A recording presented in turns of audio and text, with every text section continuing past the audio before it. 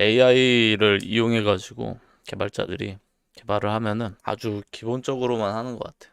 보면 이제 커서를 사용해 가지고 프롬프트만 그냥 딸깍딸깍 하는데 별로 좋은 방법이 아니죠. 그래서 어떻게 쓰면 되냐, 그 얘기를 오늘 좀 해보고 싶은데, 일단은 커서 룰을 적용을 하는 게, 커서 룰 프로젝트에다가 이런 식으로 커서 룰을 넣어줄 수가 있죠. 그럼 커서 룰 바탕으로 해서 AI한테 명령을 내렸을 때 여기는 MDC 문서를 읽고서 그걸 바탕으로 코드를 짭니다. 여기까지는 다 알아. 그래서 보통 사람들이 어떻게 하냐면은, 제가 지금 둔 게 이제 서버 페스티파이 룰스라고 해가지고, 이 페스티파이 룰을 잘 하는, 안전하게 하는 그런 보편적인 규칙을 모아놓은 커서 룰이에요. 이게 이제 인터넷에 돌아다닙니다. 그래서 인터넷에 돌아다니는 룰을 이렇게 주입을 합니다. 이렇게 주입을 해가지고 넣어놓으면은 이제 그걸로 커서 룰 한 걸로 끝났다라고 생각을 하는 경우가 많은 것 같아요. 근데 그렇게만 하면은 너무 아쉽죠. 그렇게만 하면 아쉬워요. 왜냐면 여기에 있는 이 룰들을 AI가 명령을 내렸을 때 얘가 즉각적으로 해결을 하는 게 아니에요. 이걸 매번 읽는 게 아니야.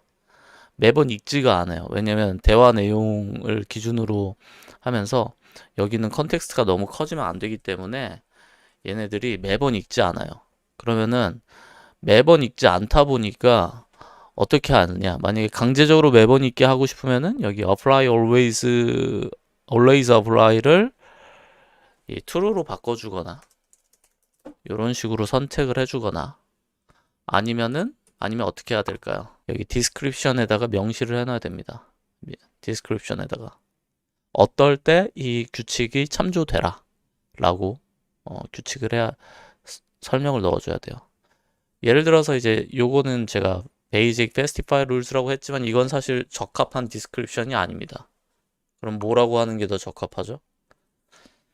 이게 서버를 개발할 때, 한글로 일단 쓸게요. 서버 측 백엔드 개발할 때 백엔드 서버 측 개발 시에 참고, 이런 식으로 그 컨디션을 명시를 해주면은 얘가 자동으로 여기 있는 룰을 그때그때 여기 맞춰서 참고를 합니다. 저는 신규 대화를 시작을 할 때 어떻게 하냐면은 여기 이제 프로젝트 MDC라는 파일을 만들어 놨는데, 여기 보면 이제 프로젝트를 새로 시작해가지고 새로운 대화가 시작이 되면은 이 프로젝트에 대한 요약 정보를 먼저 읽어라 라고 명시를 해놨어요.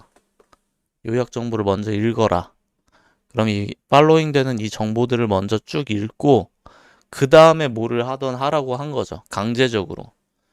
다들 아시겠지만 이렇게 새로운 대화를 시작을 하면은 그전 대화 기록을 얘는 몰라요.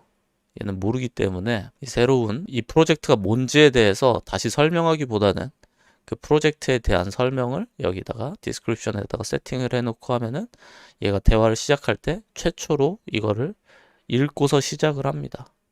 그래서 읽고서 시작을 하면은 이 대화에는 여기에 있는 내용의 요약본이 컨텍스트로 자동 참조가 돼요. 그러다 보니까 모든 대화에다가 이거를 이런 식으로 true로 해가지고 강제성을 둬서 하게 되면은 비효율적이죠.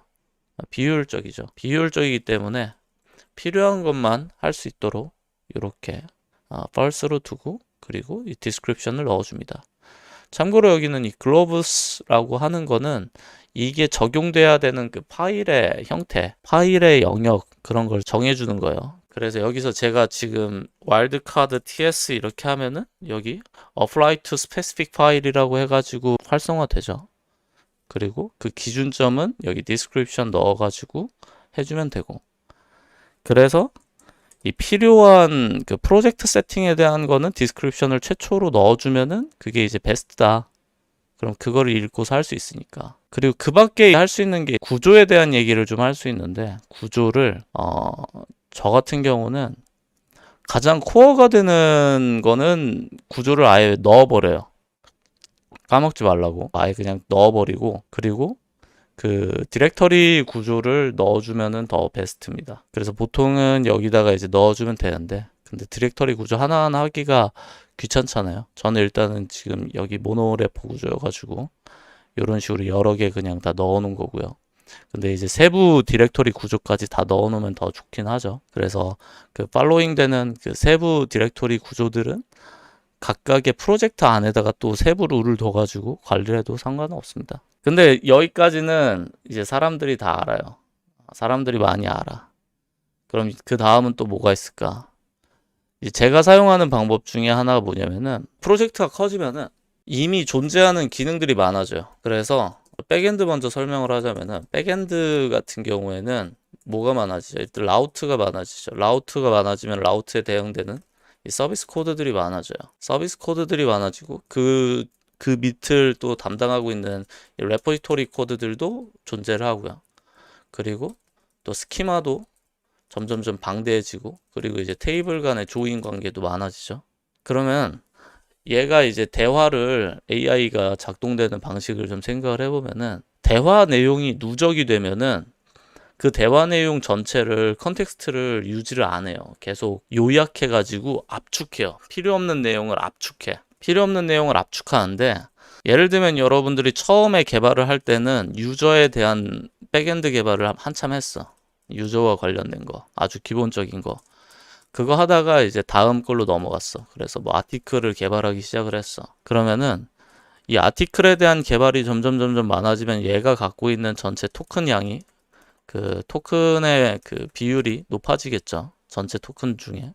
그러면 이 유저에 대한 내용은 지금 중요한 대화가 아니기 때문에 얘에 대한 그 과거 기록들은 점점 요약본으로만 남고 실제 코드에 대한 정보가 줄어들게 돼요. 그러다 보면은 이 아티클을 개발함에 있어서 이 유저라고 하는 거를 못 알아봐. 그래서 어느 순간 이제 아티클을 개발하다가 다시 유저에 대한 걸로 돌아오거나 아니면 얘랑 뭔가 연결을 해가지고 한다라고 했을 때 얘의 구조를 얘가 기억을 못 합니다. 프로젝트가 기억을 못 해요. 그러면은 그때 어떻게 하면 되냐? 하나하나를 만들었을 때 여기에 있는 이 스키마, 레포지토리, 서비스 코드, 라우트 코드를 전체를 컨텍스트로 잡게 되면은, 전체 컨텍스트를 잡게 되면 어떤 현상이 펼쳐지냐면, 여기 이제 불필요한 이런 코드들까지 임포트 되는 이런 거를 전부 다 잡아가지고 그 내용들이 다 토큰으로 들어가다 보니까 비효율적이에요. 그럼 어떻게 하면 더 베스트일까요? 여기에 있는 이 방금 개발한 기능들 있죠? 여기다 명령을 하는 거야. 뭐라고 명령하냐면은 방금까지 유저에 대한 걸 개발을 시켰어. 유저 관련된 백엔드 쪽 개발이 끝났어. 그러면은 방금까지 개발한 그 유저에 대한 내용을 리드미 파일로 뽑아버립니다. 뽑아줘 하는데 이제 구조를 맞춰요. 근데 구조를 어떻게 맞추냐면은 이제 라우트에 대한 내용하고 스키마에 대한 내용하고 그리고 각각이 구현되기 위한 서비스 함수들이 되겠죠. 요 크게 이 세 가지들을 간략하게 요약해서 각각 한 줄로 뽑으라고 하면 됩니다. 그래서 예를 들면은 라우트라고 하면 어떻게 있을까요? 예를 들어서 라우트가 get 요청으로 되어 있는 유저 라우트에 대한 정보는 유저 목록을 불러오는 라우트, 이런 식으로 이제 요약이 되겠죠. 이런 식으로 요약이 되겠죠. 그리고 스키마에 대한 정보도 이렇게 뽑아줄 겁니다. 그럼 유저 안에는 뭐 아이디가 있고, 그러니까 이렇게 지금 타이핑을 하라는 게 아니라 이런 식으로 얘가 MD 문서를 뽑아줄 거예요. 그럼 이 MD 문서가 뽑히면은 그 다음에는 어떻게 하냐면은 여기서 이제 MD 문서로 뽑았잖아요.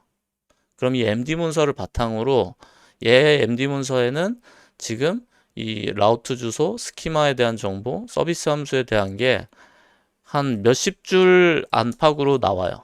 몇십 줄 정도로 요약이 돼요. 당연하겠죠? 당연히 몇십 줄 정도로 요약되겠죠? 그럼 이렇게 요약이 되면은 그거를 커서 룰에 추가합니다. 커서 룰로 변경합니다. 근데 이때 커서 룰에 할 때 뭐라고 했죠? 유저에 대한 거를 지금 개발한 거잖아요. 그리고 유저에 대한 정보잖아. 그럼 여기다가 여러분들이 유저라고 하고 MDC 파일을 이렇게 만들고 여기서 이거는 유저와 관련된 개발을 할 때만, 유저와 관련된 개발을 할 때 아래의 규칙을 참조하라고 명시를 해주면 됩니다. 그러면은 그때서부터 이제 AI가 유저에 대한 내용을 개발할 때 여기에 있는 요약된 정보만 보게 되니까 원래대로면 어떻게 하죠? 여기다 이제 컨텍스트 영역에다가 엄청나게 많은 것들을 다 하나하나 추가를 해줘야 돼요.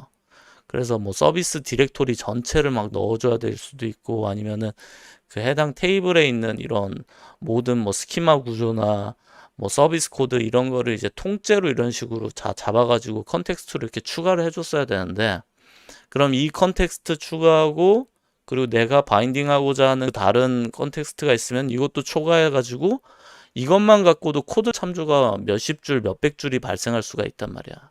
그죠? 그럼 이렇게 하게 되면은 애초에 이렇게 안 하는 사람들도 많지만은 이렇게 하게 되면은 얘가 읽는 게 비효율적이에요. 당연히 비효율적이죠. 요약된 정보만 룰로 뽑은 다음에 각각의 기능들을, 그리고 그 기능을 정확하게 언제 참조하면 되는지를 명시를 합니다. 명시를 하고요. 그리고 그 명시한 내용이 여기 아래에 들어가겠죠. 그러니까 리듬이 된 거가 여기 룰로 그 밑에 들어가는 그런 방식이 되는 겁니다.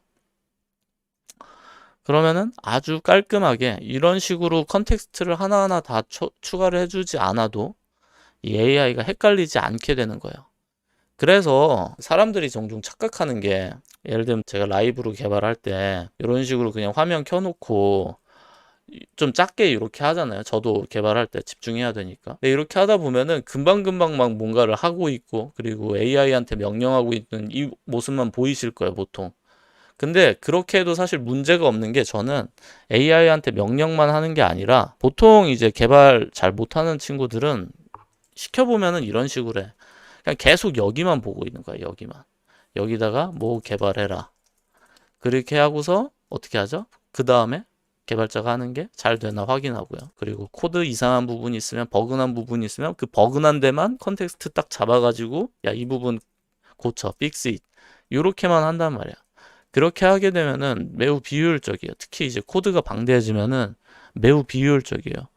그래서 각각의 피처마다 룰을 관리를 해주고 그 룰을 매번 참조하도록 하면 안 돼요.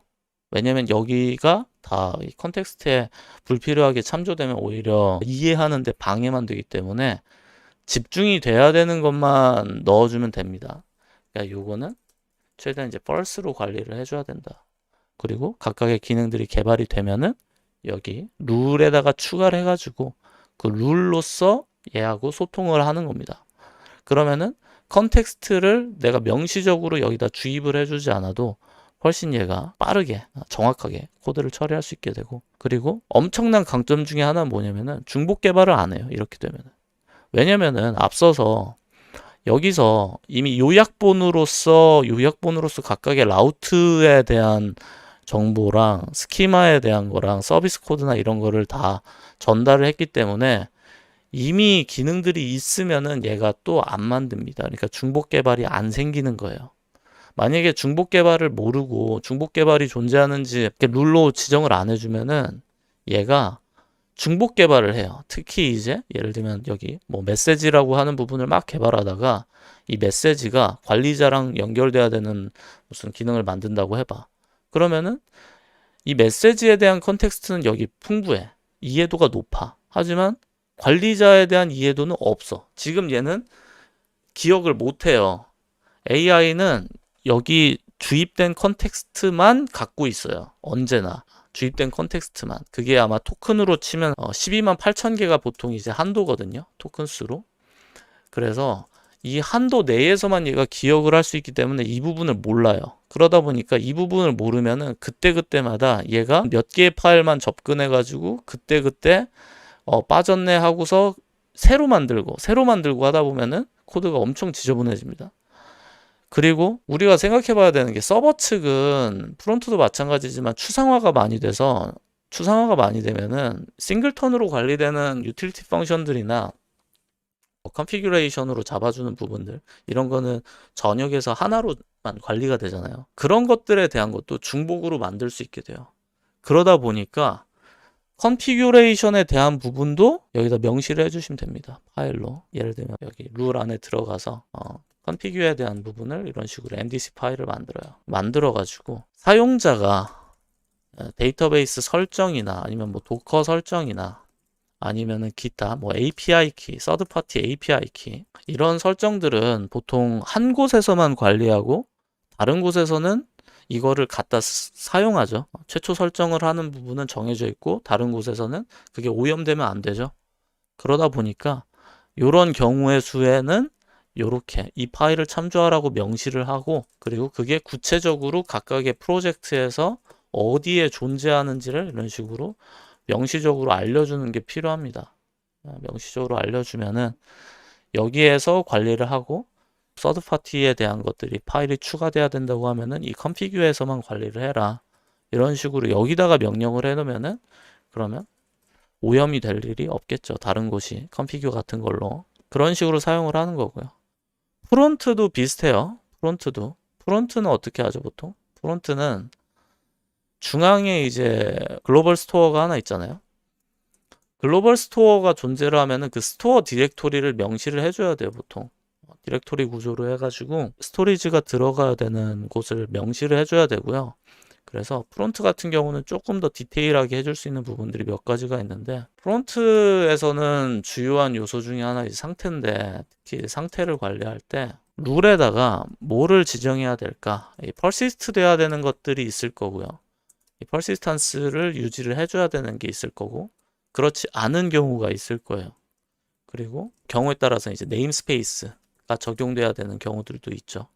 그러니까 이런 것들이 한 번에 명시적으로 해놓지 않으면은 얘가 잘 못 찾습니다. 못 찾아서 새로 만들어요. 그래서 이걸 명시적으로 안 해놓으면은 예를 들면은 이제 어스와 관련된 스토어가 존재를 한다. 글로벌로. 근데 이 어스와 관련된 스토어가 뭐 use us라는 훅이랑 바인딩돼서 실제로 사용될 때는 이 스토어에 직접 접근해서 쓰는 게 아니라 use us를 사용해서만 사용을 하는 건데 그거를 얘가 까먹고 있으면 어떻게 되죠? 자꾸 이 use us를 안 쓰고 이거를 직접 접근하거나 또는 어떠죠? use us랑 비슷한 거를 또 만들어요. 그래서 뭐 use, user 뭐 이런 식으로 해가지고 또 만들어 버려. 그러니까 이런 것들이 하나하나가 이제 개발이 되면은 그 개발된 거를 명시적으로 전달을 해주는 게 좋은 겁니다. 그래서 어선티케이션 부분이 됐다. 개발이 완료됐다라고 하면은 프론트 룰에다가 그 어선티케이션에 대한 구조랑 그리고 각각의 기능들이랑 그 순서를 아까 전에 설명한 대로 리드미로 뽑은 다음에 그 리드미로 뽑은 MD 파일을 여기 룰로 변환해 가지고 주입을 해줍니다. 그렇게 해서 주입을 해주면은 그 다음부터는 이제 어선티케이션 부분에서 얘가 멍청한 짓을 하는 게 방지가 되겠죠. 그런 식으로 코드를 짜는 겁니다. 그리고 페이지 구조도 마찬가지예요. 각각의 페이지가 한번 생각을 해볼 때 프론트에서 이제 페이지를 할 때 고려해야 되는 게 크게 한 3개 정도 되는 것 같거든요. 어떤 거냐면은 이제 이게 서버 페이지로 구성이 될 거냐 서버 사이드 렌더링으로 적용이 돼야 되느냐 아니면은 이게 클라이언트 사이드 렌더링을 해줘야 되느냐 클라이언트 사이드 렌더링으로 해도 상관이 없느냐 이거에 따라서 사용될 수 있는 훅이랑 구조가 많이 달라지죠. 그래서 그걸 명시적으로 먼저 넣어주는 게 좋아요. 어차피 나중에 다 바꿔야 됩니다. 이거 명시적으로 안 정해주면은. 그래서 이 두 개를 이제 어떤 페이지는 서버 사이드고 어떤 페이지는 클라이언트 사이드다 라는 걸 명시적으로 넣어버리는 거예요. 그러면은 애초부터 서버 사이드 렌더링으로 구현돼야 되는 페이지를 개발을 할 때는 그거에 맞춰서 얘가 개발을 하거든요. 불필요한 그 유즈 클라이언트 필요한 그런 것들을 안 쓰게 될 거란 말이지. 그러니까 명시적으로 룰로서 전달을 합니다. 그래서 여기다가 페이지 규칙을 예를 들면 뭐 프론트 페이지 규칙을 이런 식으로 추가를 해 놓는다고 하면은 이 프론트 페이지 규칙에서 페이지 스트럭처 아니면은 페이지 렌더링 룰스라고 이런 식으로 해가지고 메인 페이지는 서버 사이드 렌더링으로 돼야 된다. 또는 프로파일 페이지는 서버 사이드 렌더링 필요 없이 이 클라이언트 사이드 렌더링 적용해도 상관없다. 그리고 각각의 뭐 ID 페이지 같은 게 있을 수 있겠죠. 이런 식으로 이런 페이지는 이제 서버 사이드 렌더링으로 적용을 하고 뭐 ISR이 60분으로 적용이 돼야 된다 하는 그런 내용들이 이런 식으로 넣어주면은 그거에 맞춰서 얘가 개발을 하기 때문에 불필요한 작업을 다 빼낼 수가 있어요. 그래서 요약하면 뭐다? 개발을 하기 전에 이게 약간의 차이가 있는데 프론트에서는 상태 같은 거는 개발하고 나서 그 개발된 내용 있죠. 룰에다가 추가합니다. 왜냐면 그 상태와 관련된 훅 그게 이제 보통 패키지로 같이 가니까. 그러면 앞으로는 요거는 요 케이스는 요거 사용해라. 그래서 대표적인 게 이제 어선티케이션 같은 것들일 거고요. 그런데 페이지 같은 경우는 어떻죠? 페이지는 개발하기 전에 구조를 먼저 전달해주면 좋습니다. 그래서 이게 스태틱하게 뽑을 건지, 정적으로 뽑을 건지, 스태틱하게 뽑을 건지, 아니면 뭐 다이나믹하게 뽑을 건지, 아니면은 ISR 쓸 건지, 그때그때 상황 따라서 달라질 수 있겠죠. 이렇게 해주면 되고요. 그리고 또 한 가지 멍청한 실수들을 AI가 많이 하거든요. 그게 뭐냐면은 이 신형 문법을 잘 몰라요. 예를 들어서 그 GPT-5 같은 경우가 2024년도 9월 30일인가 까지가 가장 마지막 기억이에요. 지식이 저장된 마지막 날짜가 한 이쯤일 겁니다. 9월 30일일 거예요, 아마. 그러다 보니까는 신형 넥스트 문법이나 아니면 뭐 리액트에서 최근에 많이 사용되는 그런 훅들에 대한 정보가 별로 없어요. 그러다 보니까 얘가 자꾸 이상하게 코드를 짭니다. 그래서 요즘 같은 경우는 그냥 유즈 같은 거 사용하면 상당히 편하죠. 유즈라는 훅 써도 상당히 좋고, 예를 들면 파람스 같은 거 할 때도 이제 어웨이트 파람스 뭐 이런 식으로 해가지고 뽑아주고 한단 말이야. 근데 이제 옛날 코드에서는 이거를 많이 안 쓰잖아요. 많이 안 쓰다 보니까 오래된 코드를 작성을 해주거든요. 프론트에서 선명하게 나타나는 문제점인 것 같아요. 그래서 이런 것들은 명시적으로 케이스를 넣어주면 됩니다. 어떤 경우에 이제 유즈 훅을 사용을 한다. 아니면 어떨 때는 이제 파람스 가져올 때 어웨이트 파람스 이런 식으로 가져온다. 아니면은 뭐 최신 사용되는 훅들 그런 것들을 많이 사용해야 된다고 하면은 그거에 대한 케이스들을 미리 주입을 해줘가지고 그거를 이제 글로벌리하게 쓰게 해주는 게 상당히 좋습니다. 그래서 이 트렌드가 워낙 빨리 바뀌니까 그런 건 이제 주입해서 해주시면 좋고요. 그래서 다시 요약하면은 그거예요. 페이지 같은 것들을 개발을 할 때는 개발하기 전에 그 렌더링 기준점을 먼저 전달하고 그리고 그 기준에 대해서 하고서 코드를 짜게끔 시키면은 정확하게 좀 뽑게 될 거고 그리고 프론트에서 또 중요한 게 뭐냐면은 프론트는 요즘은 OCP가 반영이 안 되면은 굉장히 읽기가 어려워집니다. OCP 반영이 안 되면은 읽기가 어려워져요. 이게 무슨 말이냐? 우리가 이제 관심사의 분리라고 하죠. 그래서 이거를 해내기 위해서 온갖 우리 선배님들이 별짓을 다 하죠. 뭐 도메인 주도 개발을 해야 된다. 아니면 뭐 FSD를 해야 된다. 아니면 뭐 컨테이너랑 뭐 프레젠테이션을 같이 조합해서 써야 된다. 하는 몇 가지 이제 대표적인 그 코드 구조들이 있단 말이에요. 그렇기 때문에 이 관심사의 분리에 대한 거를 명시적으로 좀 전달해 주는 게 좋습니다. 왜냐면 이거를 전달 안 하면은 얘네들은 관심사 분리를 안 해요. 안 해요. AI는 기본적으로 관심사의 분리라는 게 이걸 하는 법을 몰라요. AI는 관심사 분리를 뭐 안 합니다. 기본적으로 안 해요. 다들 아시죠? 관심사의 분리 따위 몰라요, 얘네들은.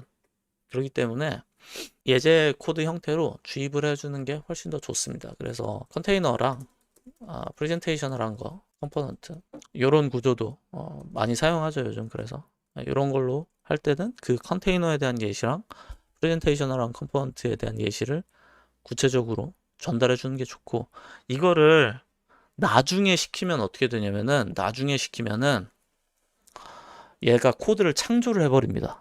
해보신 분들은 아실 텐데 예를 들면 여러분이 완성된 페이지 하나가 있고 그거를 컨테이너랑 프레젠테이셔널 컴포넌트로 분리해줘 라고 하잖아요. 그러면은 얘가 자기 마음대로 막 바꿔버려요. 컨테이너는 컨테이너대로 두고 이 내부 비즈니스 로직을 잘 빼줘야 되는데 얘가 그럴 지능이 잘 안 되는 것 같아. 그래서 엉뚱한 UI로 바꿔버리고 비즈니스 로직을 막 깨버려요. 흔히 경험할 수 있는 겁니다. 그래서 이걸 나중에 하면은 오히려 문제가 돼. 나중에 하면 문제가 되기 때문에 먼저 해야 돼요. 어차피 나중에 리팩터링을 못 합니다, 얘가. 리팩터링 실력이 그 AI가 매우 떨어져요. 정말 코드 퀄리티가 매우 떨어지기 때문에 그런 이유 때문에 컨테이너랑 프레젠테이셔널 컴포넌트를 분리하는 형태로 관심사 분리가 이루어져야 된다면은 아예 명시적으로 그걸 반드시 반영하라고 주입을 해줘야 돼요. 그리고 그 예제를 같이 넣어주는 게 좋습니다. 그래서 요약하면 뭐죠? 상태와 훅. 요거는 각각의 이제 피처라고 할 수 있죠. 각각의 피처는 별도 파일로 만들어서 관리합니다. 별도 규칙 파일을 만들어서 경우를 이 디스크립션에다가 설명을 해주면 됩니다. 그러면 그때그때 이미 존재하는 뭐 예를 들면 어센티케이션 기능이다. 그러면 어센티케이션 부분 다 개발됐으니까 그 파일 참고해서 되게끔 그렇게 하는 거고요. 그리고 페이지 개발 같은 걸 할 때는 먼저 렌더링 규칙을 정해야 된다. 규칙을 명시적으로 전달해 줘야 된다. 그거를 매번 채팅으로 전달하는 건 매우 비효율적이죠. 이거를 룰 페이지에다가 룰 페이지로 뭐 프론트 페이지 스트럭처 뭐 렌더링 이런 식으로 해가지고 룰을 만들어 가지고 주입을 해주면 됩니다. 그렇게 해주면 되고요. 그리고 마지막으로 또 뭐가 있을까요? 그 밖에 이제 여러 함수 같은 게 있겠죠.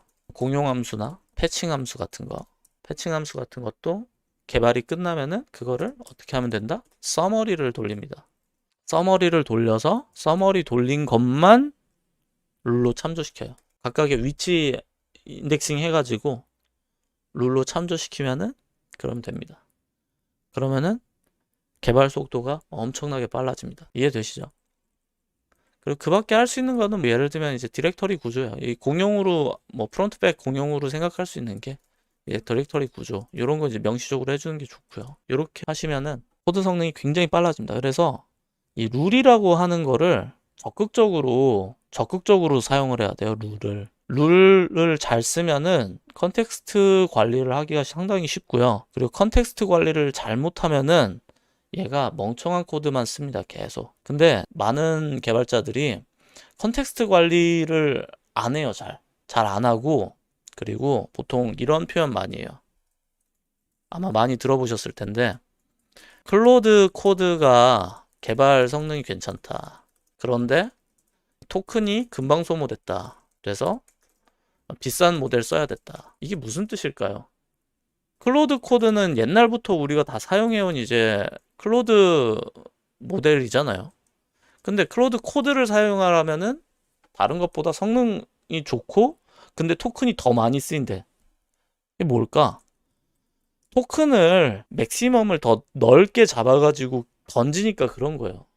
그러다 보니까 예를 들면 프로젝트가 커지면은 여기 대화 기록이 길어지면은 참조하지 말아도 되는 그런 백그라운드 코드까지 계속 컨텍스트에 참조가 되니까 물론 최적화는 들어갑니다. 자동적으로. 근데 그럼에도 불구하고 코드가 컨텍스트가 크니까 요청당 많이 쓰고 그리고 여기서 말하는 이 토큰 사용량에는 이 코드만 얘기하는 게 아니에요. 사용자와의 그 대화 기록까지도 포함이 됩니다. 그러다 보니까 당연히 코드 성능이 좋아진 것처럼 보일 수밖에 없어요. 왜냐? 얘가 더 많은 비용을 쓰도록 기본적으로 설정이 돼 있으니까. 근데 설령 그렇게 한다고 해도 그거는 얘가 이제 전체 코드를 이런 식으로 다 넣은 거지 요약된 내용을 한 게 아니기 때문에 여기에 대한 해석을 하는데 오히려 더 비효율성이 생겨요.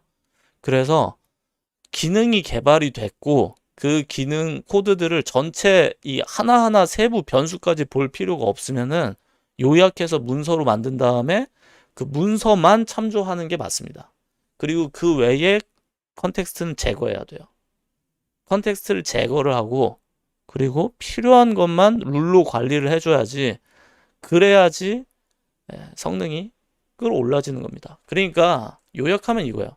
이 클로드 코드가 뭔가 대단해가지고 얘가 다른 것보다 개발을 잘하고 그런 거라고 저는 생각을 하지 않아요. 토큰을 애초에 많이 써요. 많이 쓰니까 이거 쓰면은 다른 것보다 비용을 훨씬 많이 쓰거든요. 그래서 그렇게 하는 거는 뭐 돈 많으면 그렇게 해도 상관없는데 비효율적이고 솔직히 저는 커서 그 $20짜리만 해도 충분한 게 룰 관리를 그런 식으로 해가지고 하고 그리고 개발 다 끝나면은 룰도 만들었잖아요. 만들고 계속 업데이트가 이루어지면은 룰을 업데이트를 해줘야 돼요. 룰을. 여기에 있는 요약된 정보들, 왜냐면 메인 코드가 변경됐으면 그 메인 코드가 변경된 게 룰에도 적용이 돼야 될 거 아니야. 그러니까 메인 코드가 일정 이상 변경이 이루어지면은 그것도 룰에 반영을 해줍니다. 그런 식으로 해가지고 업데이트를 해서 계속 컴팩트한 사이트를 유지하는 거예요. 그리고 경우를 디테일하게 설명을 하는 거죠. 그렇게 되면 이제 기능이 점점 많아질 테니까. 그래서 예를 들면은 프론트에서 어서티케이션을 개발을 했을 때는 이 프론트에서 어스 관련된 부분만 참조를 하라고 하면은 이렇게 만들어서 처리를 하면 되는 거고, 그리고 필요 없어지면은 한 곳에 싹 몰아가지고 요약해서 관리하는 게 훨씬 더 좋은 겁니다. 이런 식으로 관리를 하는 거예요. 그렇게 되면은 여기서 대화를 할 때 여러분들이 이제 개발해 보시면 아시겠지만은 여기서 점점점 느려집니다. 느려지고요.